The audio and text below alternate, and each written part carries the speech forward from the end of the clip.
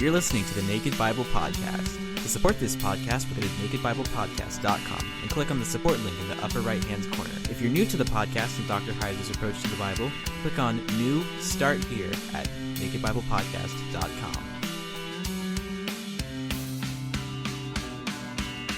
Welcome to the Naked Bible Podcast, episode 72, Leviticus 8 and 9. I'm your layman, Trey Strickland, and he's the scholar, Dr. Michael Heiser. Well, Mike, I beat you in fantasy this week. Yeah, you did, and it wasn't really even close. I had a terrible week. Over 65 points, I can brag a little bit. Yeah, you didn't count, though, right? No, right.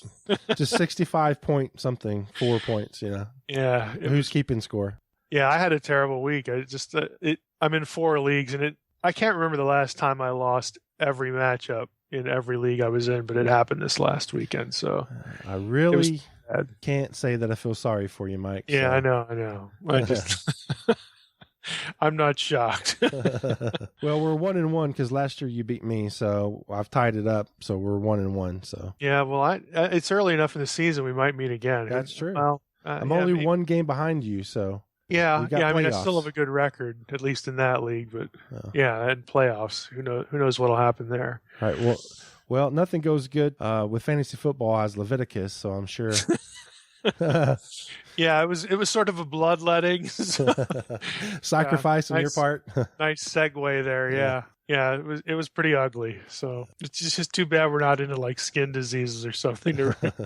But that'll come. Today, we're gonna do Leviticus 8, 9. I know last time we said 8 to 10, but there's enough here. I just sort of felt bad about giving 10 sort of a short shrift, so we'll save 10 for next time. But Leviticus 8 and 9 today, and most of the time, even with those two chapters, will be in chapter 8. There is something in chapter 9 I want to draw attention to. There's a bit of repetition in chapter 9 with the sacrifices of material we've already covered, and that'll happen again in Leviticus as we proceed. But 8 and 9, I think, gives us plenty to talk about. So just for the sake of kind of structure and arrangement, most of Leviticus chapter 8 is really devoted to 2 events, 2 ceremonies, and that is the consecration ceremony of the altar and the tabernacle, basically the objects that are most concerned with sacred space in the sacrificial system. So consecrating them, getting them ready, to be used, purging them of impurity so that they can be used, and then also consecrating Aaron, the high priest, and his sons as priests. So basically everything that's relevant to the sacrificial system and every person that's going to be sort of officiating and carrying out the duties, they have to be individually and collectively sanctified or consecrated, again, purged of impurity. And so that's why you get references in these 2 chapters to some of the offerings, the sacrifices and offerings we've talked about up to this point. So this, in chapter 8, takes place over the period of 7 days. And then in chapter 9, we have an 8th day. There's a ritual on the 8th day. And that is sort of a catch-all ceremony to make sure that the entire newly consecrated tabernacle is ready to go. And then there's this celebration of the entry of God's presence, the glory cloud, the kavod. Kavod is the Hebrew word for cloud that takes up residence in the tabernacle. And so that's an 8th day celebration. So it was on the 8th day that the tabernacle altar itself is used for the first time in the performance of a sacrificial ritual. Prior to this, the previous 7 days, there are animals being slain and then blood, sprinkled on the altar itself to purge it of impurity, to ready it for use. But its actual first use is only in chapter 9. So that's basically what the 2 chapters cover. And, the logic is when you welcome the presence of God into the tabernacle, you have to be extremely careful that everything and everybody has been purged, from impurity so that the presence of God is not polluted, again, if we can use these terms. And so the priests and the people, again, on these occasions, they're going to be offering the sacrifices that need to be offered, again, to make sure that everything's ready and set to go that we've sort of talked about prior. So after all that's done, then you get chapter 10, which again we're going to reserve, for next time, the next episode. Chapter 10 is the chapter where you get Aaron's sons, Nadav and Avihu, they're struck down by God for offering, quote, strange fire. And the whole point of what happens there in chapter 10 really needs to be set against the backdrop of 8 and 9, because they are a living and basically a dead object lesson as to the seriousness of keeping everything the way it should be and observing all these rules about being fit, to enter sacred space and to offer what needs to be offered in the proper way at the proper time and all that sort of stuff. So Aaron loses 2 sons basically to make the point that, hey, God's actually serious about this. You're supposed to learn these lessons about sacred space and approaching God and making sure that God's purity is never polluted and all that sort of thing. So we'll leave chapter 10 for next time, but I think it's worth pointing out here that needs to be understood against the backdrop of these earlier 2 chapters. The consecration ceremonies for the people and the things that are going to be used in the whole system. Now, we're going to jump into chapter 8 here. So let me just go to Leviticus 8, because I'm not going to be reading through the entirety of both chapters, but a few sections, and then just stopping along the way and commenting about a few things that are, again, I think are interesting. So in chapter 8, we read, "The Lord spoke to Moses, saying, Take Aaron and his sons with him, and the garments and the anointing oil, and the bowl of the sin offering, and the 2 rams, and the basket of unleavened bread, and assemble all the congregation at the entrance of the tent of meeting. And Moses did as the Lord commanded him, and the congregation was assembled at the entrance of the tent of meeting." Now, there's a lot of people here, so, it's worth commenting about, well, how do you get them all at the entrance of the tent of meeting? What does that mean? Well, again, rather than overly literalize this, the actual place of assembly for the people was the outer section of the courtyard, it's not that everybody had to be right in front of the tent, because there just isn't space for that. And we're going to talk a little bit about the logistics of sacred space in this episode, because there are just some things that happen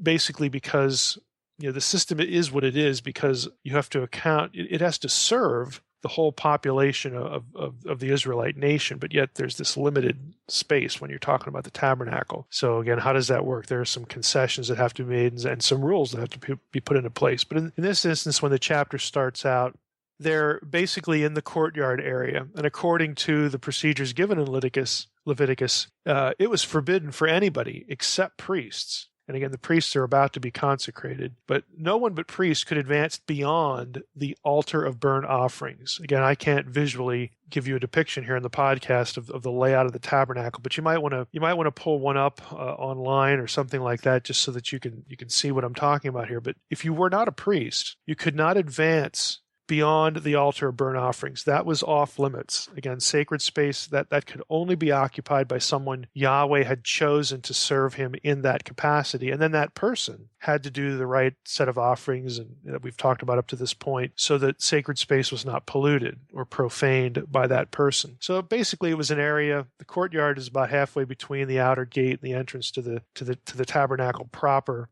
And again, without getting into it, because we're not doing Exodus. If we were doing a podcast on Exodus 25 through 40, we could talk about how the colors, how the materials used to construct the tent proper, and then the sections of the tent actually denoted gradations of sanctity. For instance, in terms of the metals, there would be, metals progressing all the way up to gold, fine gold that was reserved for the innermost part of again, the Holy of Holies. Well, the higher gradation of metals as you moved into the complex was, again, a sign. It's a symbol of sanctity, a symbol of importance or value. The closer you got to the actual presence of God, the more expensive, the more valuable the material was. Again, these were just object lessons. It's not like God is, God's not Donald Trump here. That isn't the point. Look at all the expensive stuff God has, and God owns, he owns everything. So there's no point to that. But the point is that the materials that were used were supposed to inform the person working in there. And again, the people, as they know what's going on, they see the thing constructed, they know what it's made of. And then, of course, they teach people that too, teach their children these sorts of things. That the lesson was the presence of God was something so significant, so important, that you had to use materials that were again, increasing in value as you move toward him. So I think that's sufficient. That's all we really need to say about that, because, again, we're not in Exodus 25 through 40.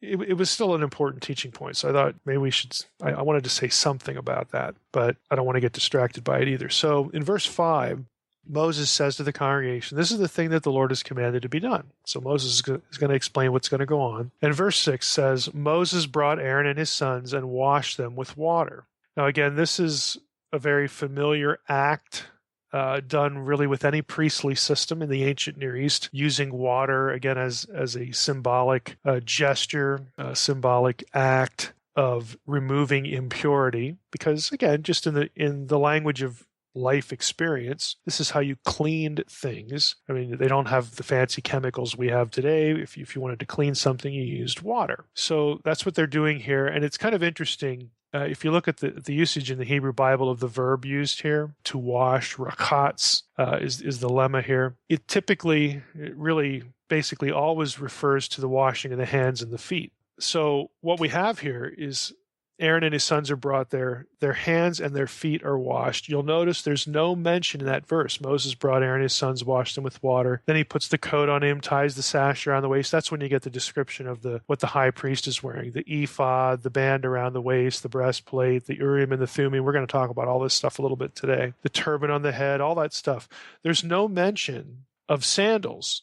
So it's kind of curious. Again, I just think it's worth pointing out that rachatz is when you wash the hands and the feet, because those are the two things that matter in sacred space. The hands matter because they're going to touch objects that have been, quote, made holy or sanctified to the Lord. We've talked about some of these things already in previous episodes. So the act of washing the hand, because the hand is what is going to be touching objects, the hands need to be purified. So this was a ritual act that denoted, okay, this person now is fit to touch holy objects because he's undertaken this ritual. The feet were important because you're going to walk on holy ground. This is actually consistent with other passages like Exodus 3, the burning bush, Joshua 5, the captain of the Lord's host, when they're told, take off your sandals because you're standing on holy ground. The priests actually did what they did barefoot, and their feet were washed, again, in a ritual act to denote that, okay, now your feet have been purged of impurity and you can walk on sacred space.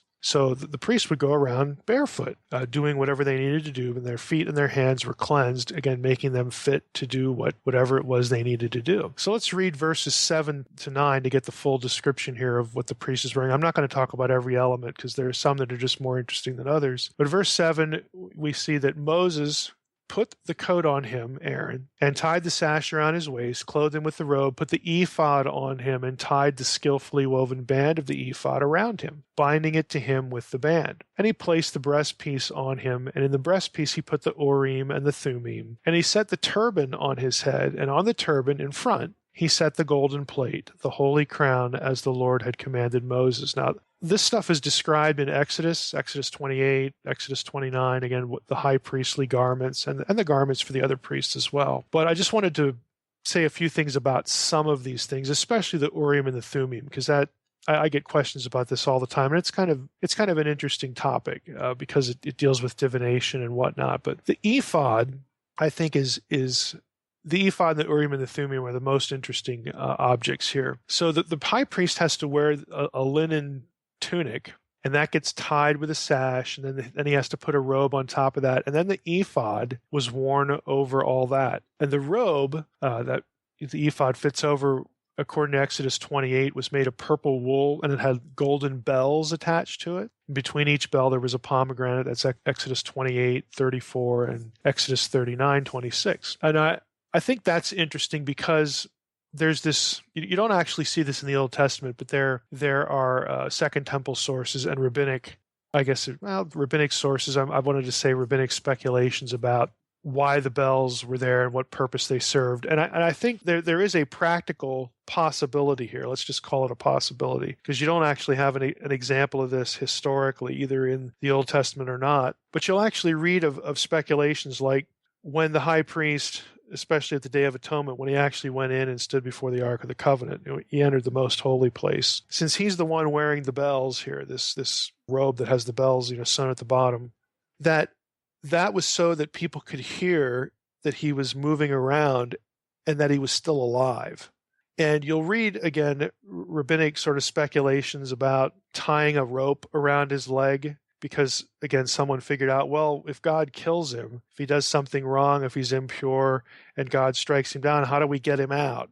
And so you tie a rope around the leg, and if the bells stop, ringing, then there might be a problem. Okay, there might be trouble, that sort of thing. Again, that never actually, there's no actual instance of that, either in the Old Testament or, again, other ancient sources, but you will read about this kind of speculation, kind of, hey, maybe we should do this, or someone will allude to the fact that it was done, but nothing ever happened. Again, how do you validate that historically? Well, I guess you can't in one sense, but again, just in terms of a practical sort of solution to, a problem that could come up in somebody's mind. Well, because of Nadab and Abihu, like in Leviticus 10, what if this happens to the high priest? How do we get him out? We can't just go in there. And if he's in the Holy of Holies, even the priests, no priest is going to say, yeah, I'll go in and get him, because he could get struck dead too. So again, as a practical consideration, yeah, maybe this is why the bells were there. Maybe they did tie a rope around his ankle or something.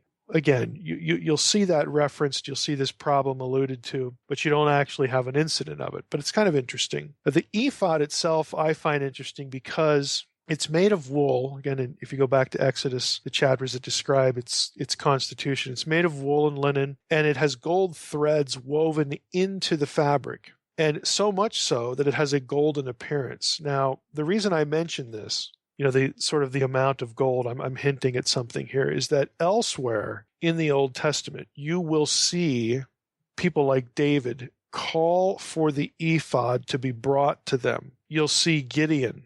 Okay, Gideon, quote, sets up an ephod in Judges 8, verse 7 in his hometown. And he either makes a replica of this, or it has something to do with divination, with asking God questions for the will of God and that sort of thing. Because in the high priest's ephod, you had again the Urim and the Thummim on this in this pouch that was on the breastpiece, and that's what the high priest would use again to get knowledge from God. So there are other passages that either that specific ephod was used again by a high priest or some priest to ask questions of God, or you have somebody like Gideon who might have sort of made his own. And the question is, well, that's just kind of odd. Why are you asking for like a garment to be brought up? And how do you, quote, set up a garment?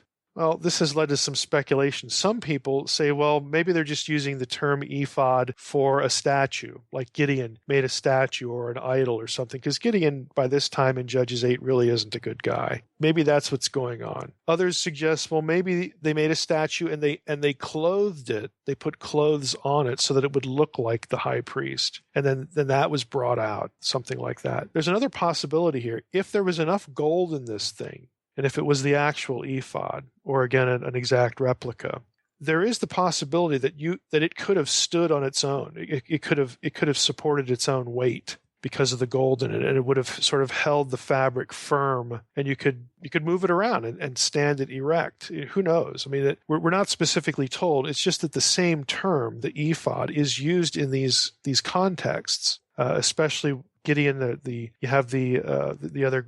There's the issue with the Levite later in the book of Judges.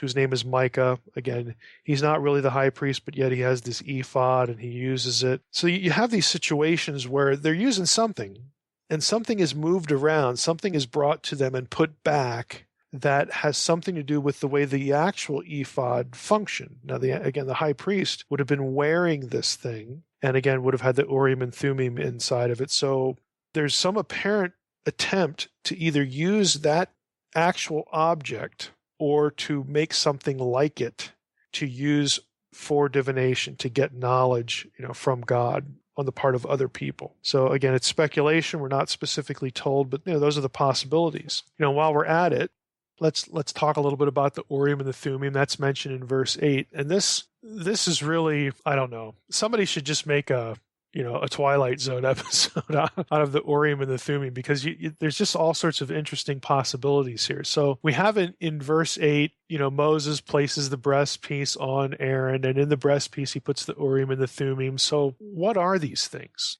Again, there's two of them. There are these two objects. What are they?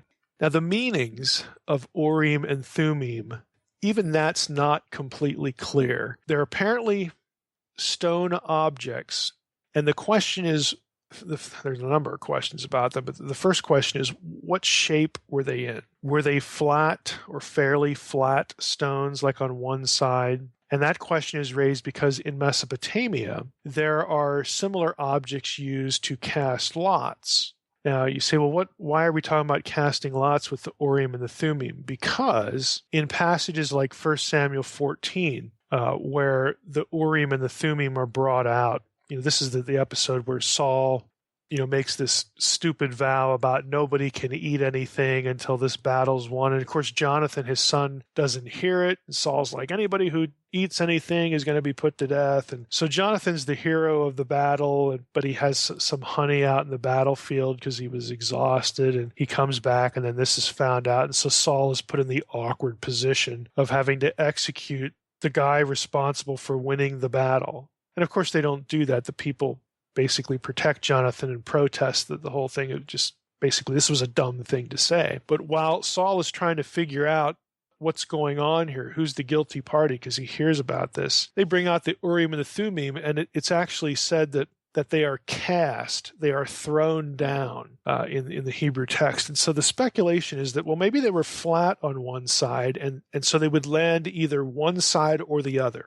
Because again, you have this casting lot terminology associated with the Urim and the Thummim. Now, if that's the case, if the Urim and the Thummim were like flat stones where they could be on one side or the other, in other words, they couldn't stand on edge if you threw them, then the view is that, well, there must have been something on them that elicited either a yes or a no response, a positive or a negative response. And so some scholars believe that the Urim and the Thummim were designed specifically for yes and no questions of God. Now, if that's the case, the word Thummim, in Hebrew, tumim, has a fairly apparent meaning because it would be from the Hebrew adjective tam, which means to be complete or to be innocent. Urim, therefore, if we have this polar oppositional idea, Urim, which is Aleph, Resh, and then the M at the end is the plural, could come from the Hebrew lemma arar, Aleph, Resh, Resh, which means to curse. So you could have on the face of one side of the stone the word for curse, and on the other side of the stone the word for innocent, which would sort of by extension be yes and no. Or you'd have to be careful about, what question you were asking, and then you threw them. And so the idea was whichever side comes up, that's what God is telling us, cursed or innocent, yes or no. So you'd have to think about the way you wanted to ask the question. Now, again, this is just a theory. And it obviously, if you're tracking with me, it raises the question, well, what happened if you throw the two things down and then opposite sides both show up? You have the yes and the no both show. Then what do you do? Again, there's actually an instance in the Septuagint that gives us a little glimpse into this, that there might be something to this theory. So I'm going to read from, it's either Milgram or Levine, I can't remember which at this point, but one of them says, there's a classic instance of the use of the Urim and Thummim preserved in 1 Samuel 14, again, which I've already alluded to. King Saul's orders had been disobeyed. In order to discover the guilty parties, he has recourse to the oracular inquiry of God. So hoping that his son Jonathan will not be identified. I mean, when it gets sort of down where Jonathan's a possibility, the Septuagint version of this story has Saul saying to the Lord, show the Thummim. In other words, show the Tom side, show the innocent side. And because that's going to clear Jonathan. So in the Septuagint, you get this statement by Saul. He says, Saul then said to the Lord, the God of Israel, why have you not responded to your servant today? If this inquiry is due to my son Jonathan or to me, O Lord God of Israel, show Urim. If one of us is guilty, show the cursed side. And if you say it was due to your people Israel, show the Tomim. Then we're both cleared. And then, of course, it turns up, to be Jonathan. Well, look at what Saul says. Why have you not responded to your servant? Now, this is in the Septuagint. You're not going to get it in the Masoretic text. So the speculation here is because Saul asks for the Thummim side. So some scholars will say, look, here's an indication that on one side was innocent, other side was cursed. Yes, no, kind of questions. And since Saul has to say, why haven't you answered? The speculation is that he had thrown them a number of times and you got one of each show up, and Saul's getting a little frustrated. So he's like, oh, come on, give us an answer here. And then, of course, it turns out to be something against him. Again, that's how the Septuagint has it. So the Septuagint actually adds information that you don't get in the traditional Masoretic text. But it sort of goes hand in hand with this idea that the Urim and the Thummim were stones that were flat, so that you would get one or the other when you threw them out, when you cast them, kind of like flipping a coin, heads or tails, that sort of thing. So again, maybe that's the case. Maybe it isn't. Who knows? There are some problems with it, even though it sort of works, or it sort of could work. Milgram points out that there are some issues here. There are some problems. So he says, even if the Septuagint represents the correct story and the correct text, the theory would not allow for an inconclusive answer. You'd have to keep throwing the things, which just kind of, to Milgram, just doesn't feel right. He says it also wouldn't explain the plural forms of Urim and Thummim. Why not just have Ur or Arar, curse, and Tam, for innocent? Why the plural? Why the plural word? That doesn't make any sense if it's just a yes or no possibility. And Milgram adds, above all, it would not explain how the oracle was able to give more than yes and no answers, because that does happen.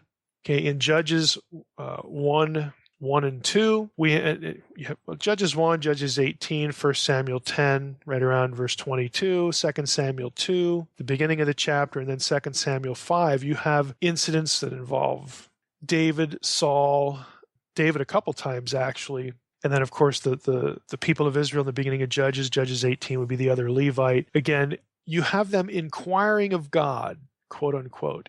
Now some of these, in fact, I think maybe all of them, don't actually say that the Urim and the Thummim were brought out and when the question was asked, but the same formulaic language, to inquire of God, sha'al, to ask of God, that is used with the Urim and the Thummim episodes, shows up in these instances, and the answers to the questions are just beyond yes and no possibilities. You actually get sort of full answers. For instance, at the one in 2 Samuel 5, David inquired of the Lord. This is 2 Samuel 5, 23, 24. And the Lord answered, do not go up, but circle behind them and confront them at the bacah trees. And when you hear the sound of marching in the tops of the bacah trees, then go into action, for the Lord will be going in front of you to attack the Philistine forces. That is way beyond, yes, go up, no, don't go up. So how in the world were the Urim and the Thummim, if they're only, if it's a stone with two flat sides and one's yes, one's no, one's cursed, one's innocent, how in the world do you get a fully developed answer like that? And again, these other passages have similar things in them that are just more fully developed answers. How do you get that with just a yes or no possibility, with a two-sided Urim and the Thummim? So again, Milgram's not the only one to point this out, that you've got kind of a problem here. It just doesn't work in these instances, again, under the assumption that to inquire of the Lord means to go get the priest, bring the ephod, get out the Urim and the Thummim, and cast those babies down, and then we'll find out what God wants us to do. So that's the assumption. Now this has led to a second possibility, or at least a second theory. Some scholars have argued, I'm going to throw in a third too, because it's one I heard in Bible college that always makes me chuckle, but that's a freebie. The second serious one is that some scholars argue that the Urim and the Thummim were not flat, that they were actually sort of square-shaped like dice. Okay, they had more than two sides. They had multiple sides, and that on those sides were the letters, the 22 letters of the Hebrew alphabet.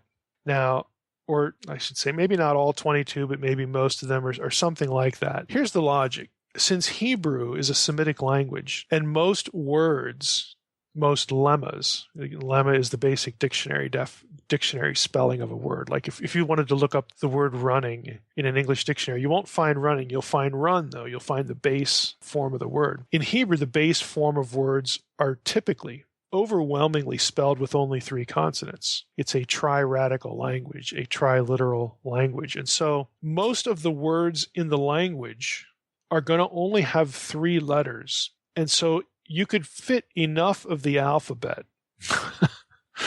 on a multi-sided object, okay, to account for a lot of the vocabulary in Hebrew. Again, that's the theory. You might think, boy, that just sounds kind of weird. Well, wait till you hear number 3. Let's just use dice. Dice we use now as an illustration have 6 sides. So let's say you had 2 of these. You have 12 sides, and you put 12 letters of the Hebrew alphabet on it. I mean, you're missing 10. But let's just say you put 12.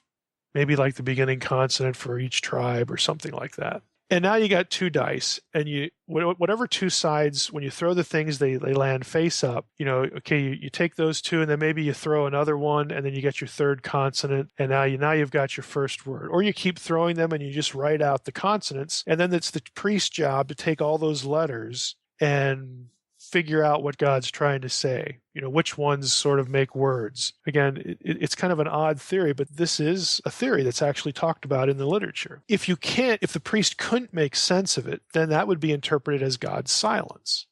Okay? So again, on the surface, it sounds like it has a little bit of logic to it, because a lot of people just don't prefer the 2-sided option because you get answers that are really kind of long, kind of complicated. Again, who knows? Now, if you think that's bizarre, here's the third theory I'll throw in. I heard this in Bible college, and again, it always makes me chuckle. The third suggestion is that the Urim and the Thummim weren't used in those instances that give longer answers.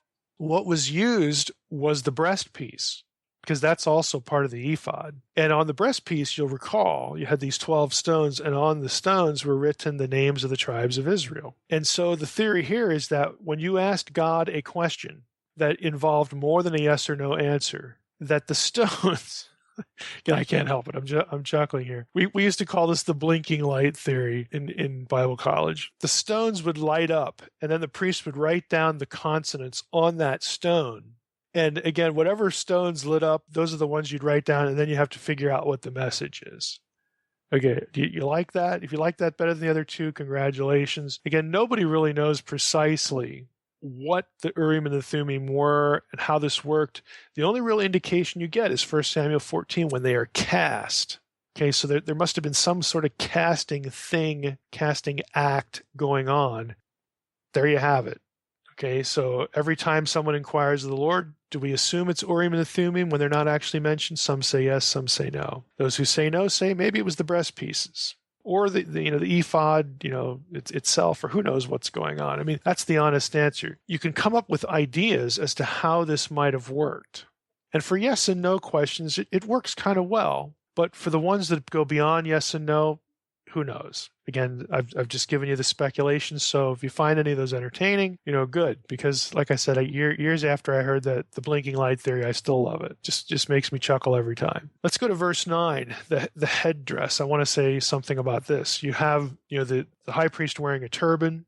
And in the front, there's this golden plate, the holy crown, as the Lord commanded Moses. And we're told, elsewhere in Exodus that on this plate were engraved the words Kodesh la Adonai, Kodesh la, and then the divine name. It means holy to the Lord, or sacred to the Lord, to Yahweh. And this indicated that the high priest himself, was, as a sanctified individual, was the one that, again, could enter the most holy place, and he represented the nation. In Ezekiel 28:38, you have this reference to this idea that the high priest represents the entire nation. I'll just read it to you. It says that the plate, the gold plate, it shall be on Aaron's forehead, and Aaron shall bear any guilt from the holy things that the people of Israel consecrate as their holy gifts. It shall be regularly on his forehead, that they, not him, that they may be accepted before the Lord. So this just, again, marked visually that the high priest was the representative of the entire people.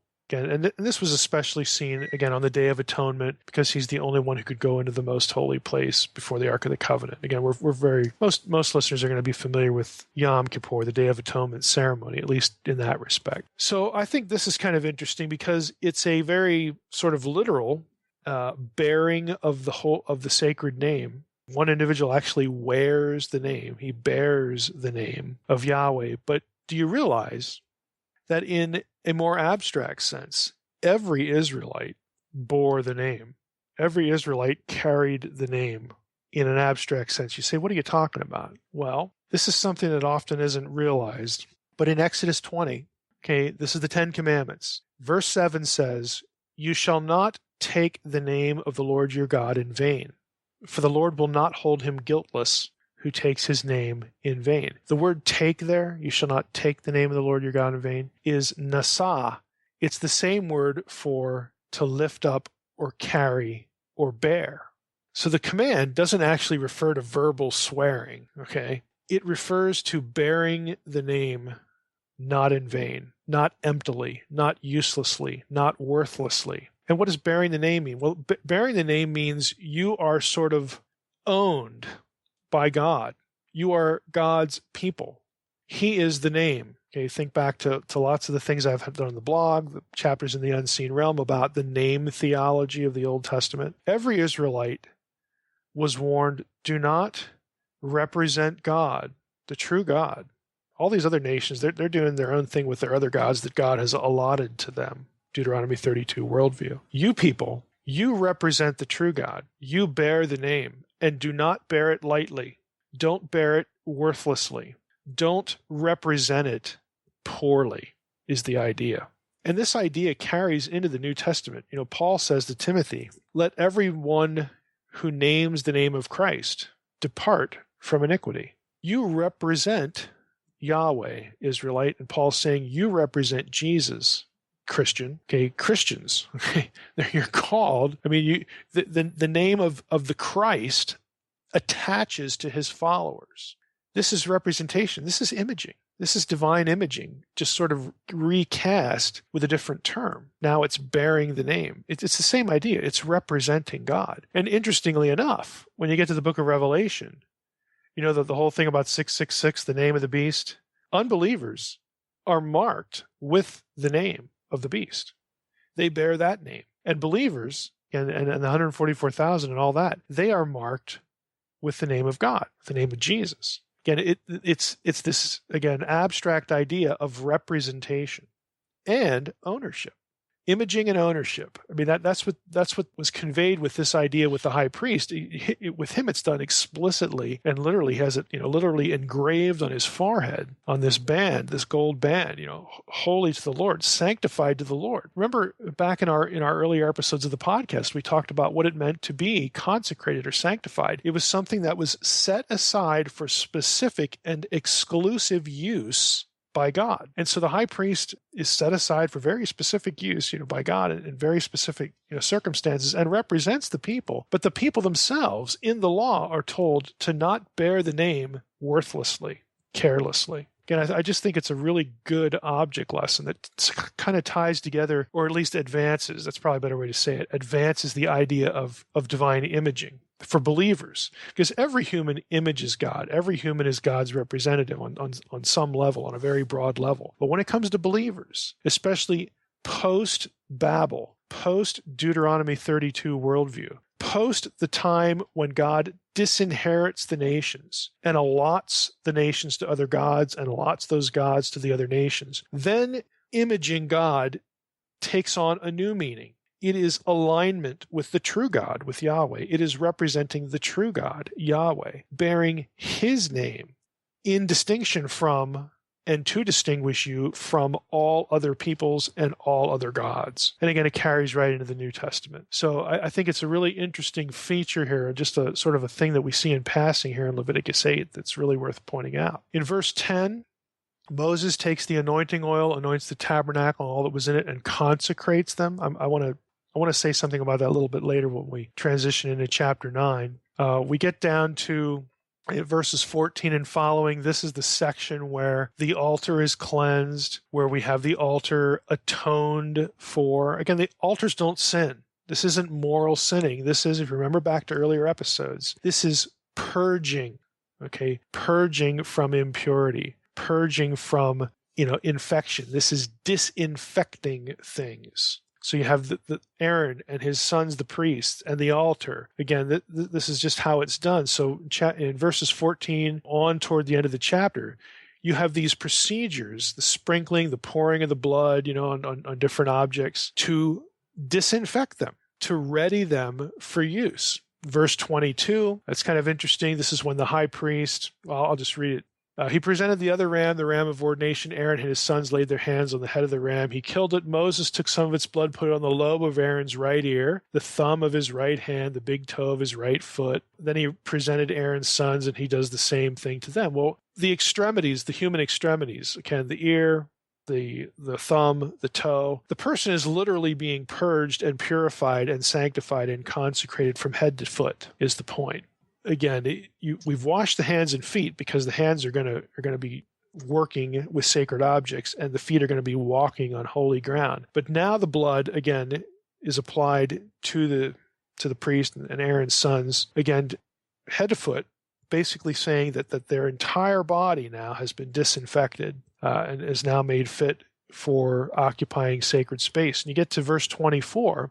Moses put some of the blood again on the sons of Aaron's ears and the toes and all that, and he threw the rest of the blood, against the sides of the altar. Now that's kind of interesting because when the remainder of the blood taken from the ram of ordination, as it's called, is cast on the altar, that is actually an analogy. That act is an analogy to what occurred back in Exodus 24 in the enactment of the Sinai covenant. Now, back then, part of the blood was cast upon the altar, and that represented God as one of the parties of the covenant. And the rest of the blood was sprinkled and cast, flung over the people, who were the other party in the covenant. In the ordination of the priests here, again, it sort of has a dual function. Purifies the priests who represent the people, and also, again, binds them in a covenant relationship. The priest, in this case, to serve God in his tabernacle on sacred space in relation to the carrying out of the law, and when the law is violated, to bring people back into a right standing through the sacrificial system. So again, you have this analogy back to the Sinai ritual in this particular act. Now, one more thing I want to mention here is in chapter 9. The end of chapter 8 starts talking about the tent of meeting, mentions it briefly, and then chapter 9 we pick up with tent of meeting again, and that phrase is going to become important here because there is something about it that I think is interesting. In chapter 9, we get this 8th-day ritual for, again, sanctifying the whole system, essentially the altar and the tabernacle itself, and that happened on the 8th day. Again, tabernacle altar is actually used, and now the whole system basically is now in place after this ritual. It's kind of interesting, at least to me anyway.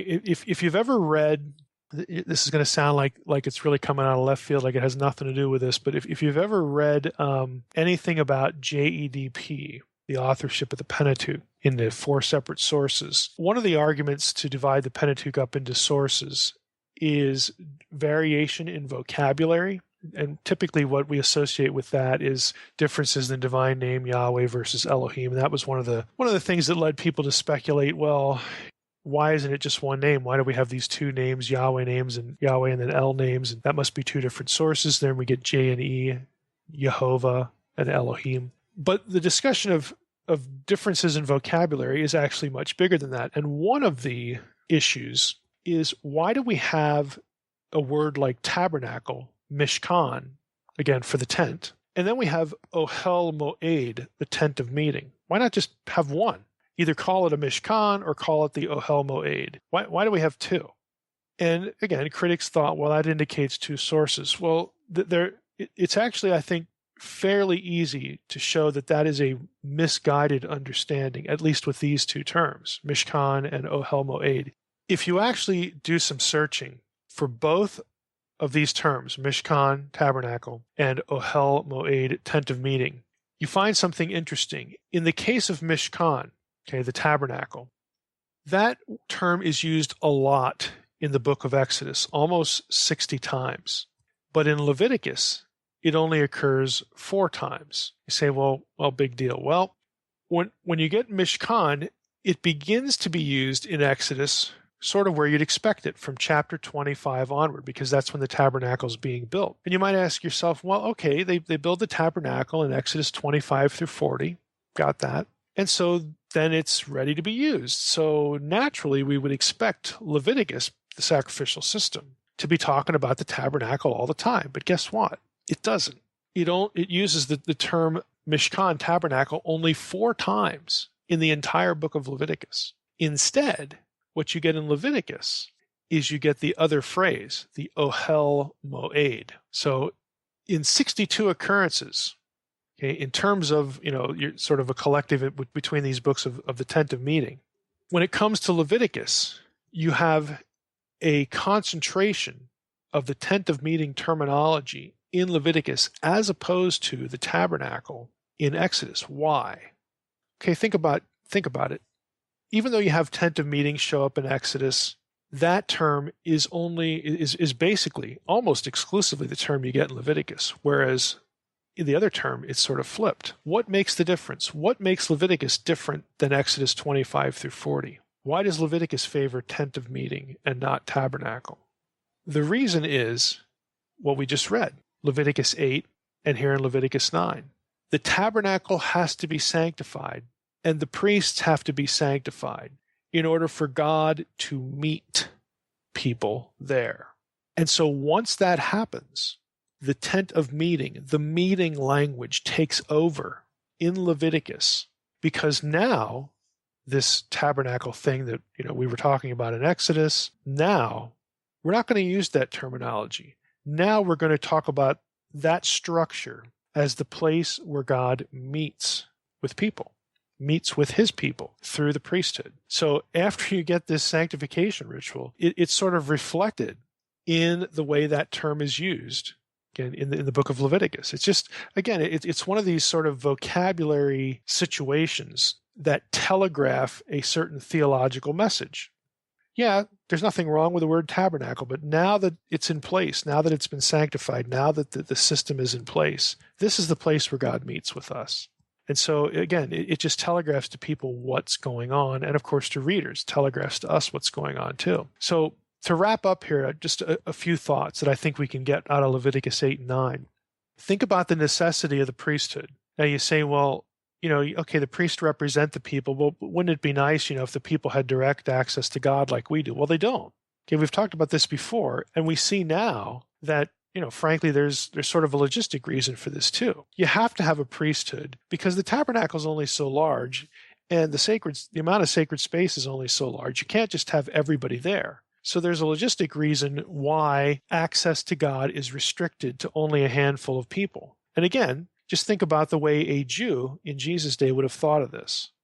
That whole system, that whole necessity, probably a better way to say it, that whole necessity is gone because the same presence that made the space sacred back in Leviticus now dwells in us, and we all have access to God. There is no restriction of sacred space.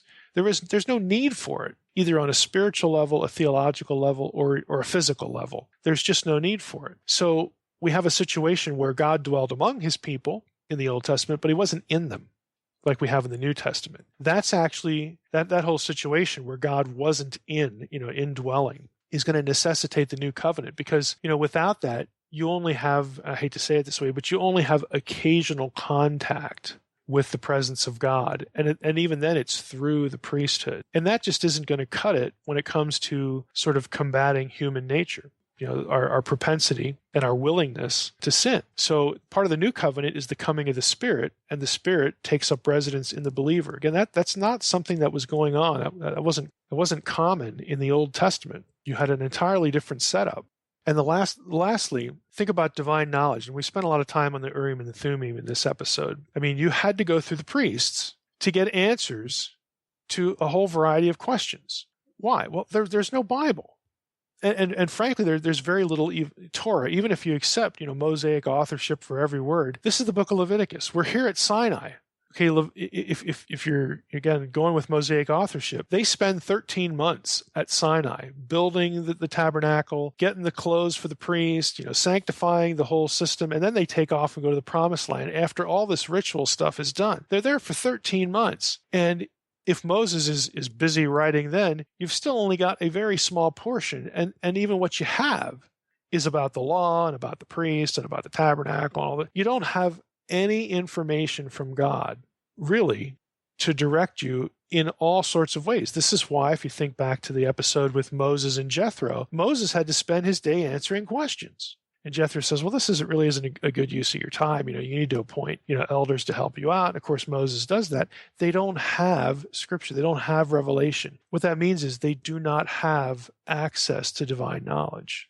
The average person didn't have any of that. Again, it's so much superior in the New Testament context compared to the Old. And we probably never even thought of that particular way, that particular setting for why it's just better now. So we should be thankful. And, frankly, even in light of our Urim and Thummim discussion, even what they did get from the Urim and the Thummim, that had an element of uncertainty. Did we pick the right words right? Did we spell it right? Is it a yes or no? Is it not? I mean, even that, again, was sort of an imperfect process or an imprecise process, or maybe a better way to say it, one that just had this element of uncertainty and subjectivity to it because of the way knowledge was dispensed through the priesthood. It's going to get better with the prophets. God's going to speak to them more often. And he does speak to Moses, but Moses is going to die. He does speak to Joshua. Joshua is going to die. Then we get in the period of Judges, and the whole thing, just sort of blows up. And what you're left with is what we just described. Again, a very sort of uncertain process with an element of subjectivity in it to know what God's thinking, to know what he wants us to do. Well, I mean, what we have today is just so much better. So again, we can learn comparative things like that just by paying attention to what's going on in Leviticus 8 and 9 and looking at them in their context. Just imagine how much easier it would have been if they just had a magic 8-ball. I know. I thought you were going to say, just imagine how much better it would have been if I could have just asked the Urim and the Thummim who to start last week. Yeah, that too. Honestly, if any of these theories is correct, the high priest does have a lot of these answers are judgment calls. They're not completely, precise. Now we have what was decided ultimately, but we've only got 4 or 5 episodes. I mean, if they have to go in with some fairly complicated questions, and if you're looking at consonants or goodness, if you're looking at yes and no responses, it's like, wow, boy, it could be this, could be that. Do I take the risk of asking again? Like, God, could you be clearer? Give me 3 of these in a row, and then I'll know. There's just this element of uncertainty to it. I wonder if pagan rituals come from that, like reading the bones and witchcraft. I wonder if they derive from this, or well, it's interesting. I wouldn't say they derive, but there's a conceptual relationship. I mean, the Old Testament specifically forbids things like reading entrails, from animals, and actually pokes fun at that. And I think part of the reason is that whole system could be sort of set up. In other words, it would have to be created by people who were how do I want to say this? Basically, the logic was you cut a liver out of this animal, and based upon if there was discoloration, if there's any spotting, the shape of it, you sort of have to come up, and they did, with kind of like tables or like handbooks of, okay, if it's this shape, it means that. If it has 3 spots, it means this. The priests themselves had to create, again, the cheat sheet for the process. But you really can't get that here. You're more or less dependent on a very limited set of parameters, but even those parameters, again, you have this element of uncertainty, but you can't jimmy it. Again, it's not that it's perfect, that you could have a corrupt priest that says, oh, it means this or that, but again, that's just part of the problem of any system when revelation is in the hands of a few people. If the Lord's with them, that's one thing. If they're not, well, that's something totally different. But that still is different than, again, being able to sort of create your own system for how you are going to have it work, creating a handbook and all that sort of stuff. So there's a similarity, but there's also a difference, at least when it came to reading entrails and things like that. Yeah, that's interesting. It's just so, I mean, people complain today about, oh boy, I wish translations were better. Oh, I wish it was more clear here. Hey, it could be a whole lot worse. It could be a whole lot more ambiguous and useful for manipulating, an audience. Not if we had the magic 8-ball. It'd be crystal clear. All right, Mike. Well, I think that's going to do it this week. Next week, I'm excited. We're going to do Leviticus 10. That's some good stuff in Leviticus 10. I'm interested in. Yeah. We get, somebody dies. So is that what you're saying? Right. There's something violent and strange. Yeah. Right. Well, all right, Mike, is there anything else you'd like to discuss for this week?